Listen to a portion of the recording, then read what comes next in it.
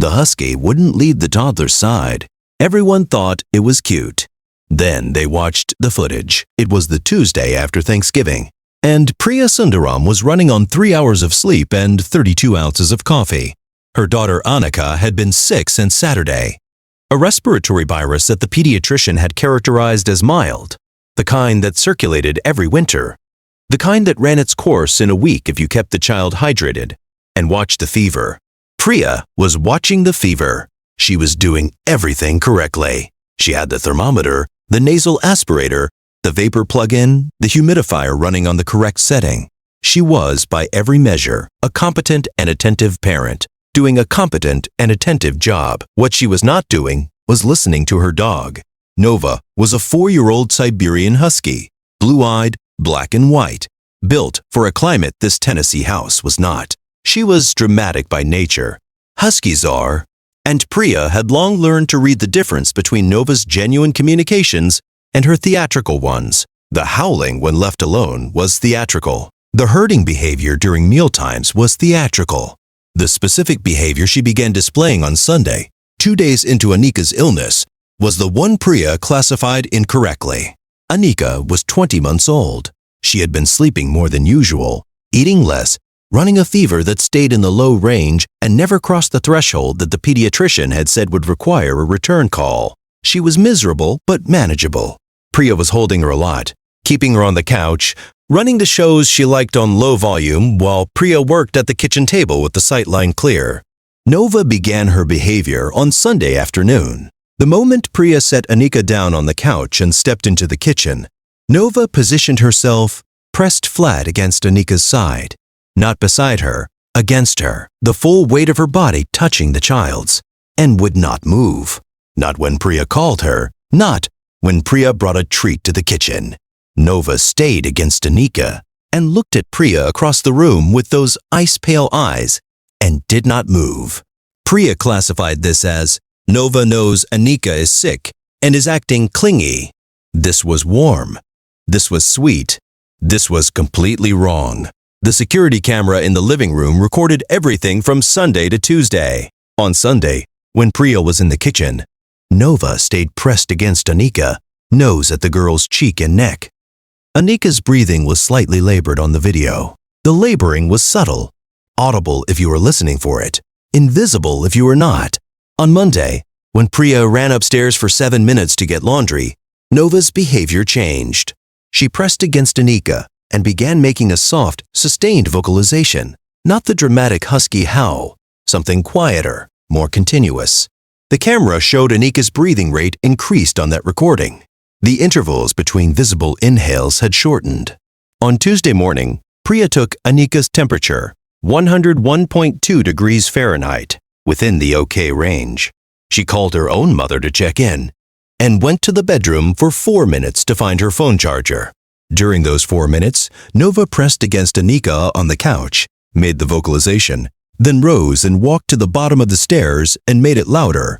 Priya came back down. Nova went directly to Annika. She pressed her nose to Annika's face and then looked at Priya with both blue eyes, unblinking, in the specific way she had never looked at her before. Priya looked at Annika. Annika's lips had a color she had not noticed before, the slight bluish cast around the mouth that appears when oxygen saturation is dropping below normal range. It was subtle. It was the kind of thing that requires knowing to look for. Priya picked up her daughter and drove to the pediatric urgent care clinic at a speed she does not like to remember. If you stay for stories about what animals sense before we do, you're in the right place. Subscribe so you don't miss the next one. Dr. Bernard Kowalski, pediatric urgent care physician, assessed Annika's oxygen saturation immediately upon arrival. 91%. Normal range for a child is 95% or above. At 91%, the respiratory system is in measurable distress. The RSV infection Annika had been managing had progressed to bronchiolitis, the inflammation of the small airways in the lungs, silently and without the dramatic external symptoms that parents are taught to watch for. Dr. Kowalski administered oxygen. He ordered a chest X-ray. He sat with Priya and explained in the calm, measured tone of a physician delivering information that needed to land correctly. The saturation had been dropping over a period of at least 24 to 36 hours. The child would have felt increasingly uncomfortable. She could not tell her mother what was wrong. She could not describe breathlessness. She could only be more miserable than expected. A little more still than usual. A little harder to settle. A dog, Dr. Kowalski said, will often respond to changes in breathing pattern and blood oxygen chemistry before any external symptom is visible. He had seen this more than once. A parent brings in a child because the dog wouldn't stop reacting, and the child needs oxygen. Then he asked what time Priya had noticed and come in. She told him about Nova going to the bottom of the stairs. He was quiet for a moment. He said, "Another few hours, and we would have been watching this more closely than I'd like. I'm glad you came when you did." Has your dog ever done something that made no sense until it was the only thing that made sense? Tell us in the comments. These stories deserve to be heard. Priya watched the security camera footage that night in the hospital, sitting beside Anika's crib while oxygen was administered and the saturation numbers climbed back toward normal. She watched Nova pressed against her daughter on Sunday, reading a breath that was already changing. She watched Nova at the bottom of the stairs, making the vocalization Priya had categorized as dramatic and theatrical, the voice of an animal trying to speak with the only instrument available to her. Every guardian deserves to be recognized, even the ones who never asked for anything in return. If stories like this matter to you, subscribe so you never miss the next one. Anika came home in 2 days. Her saturation held. Her breathing cleared.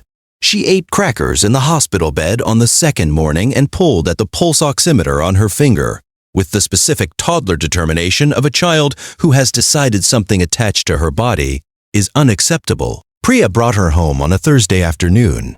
Nova was at the door. She pressed her nose to Anika's face in the carrier, held it for several seconds, then exhaled and stepped back. She had read what she needed to read. That evening, for the first time since Sunday, Nova did not press against the child when Priya left the room. She lay across the room instead, relaxed, doing what a healthy dog does when the thing she was monitoring is no longer sending the signal that sent her to the stairs. Priya sat on the couch with Anika in her lap and looked at her dog across the room. She thought about 4 days of footage she had been living inside and reading completely wrong. She thought about what it means to trust the animal in the room, to know something you don't. What does your dog do when your child is sick that you've never seen it do otherwise? Drop it below.